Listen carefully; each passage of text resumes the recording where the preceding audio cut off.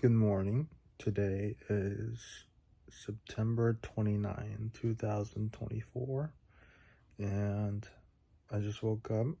It's around 8:30 in Los Angeles.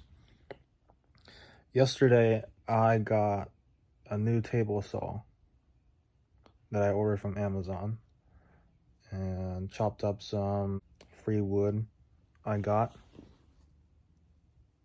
from my neighbors. And yeah, I'm gonna be making some canvases later on. I already have enough canvas I made for the next 2 months. So I'll be painting those. And yeah. Here's a book I got like a year ago. It's called Vienna Art and Architecture. You know, I'm always fascinated by what people did back in the Middle Ages, Renaissance, also 1800s, you know. Like, this is Vienna. Some of these were built when Mozart was alive.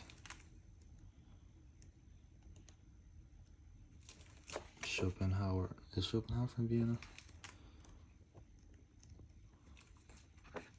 Yeah, this doesn't exist in Los Angeles. But the important thing wherever you go is, I guess wherever you go, there you are. You can only change your mindset wherever you go. If you feel sad, you cannot fix it by going to another place. Stand alone.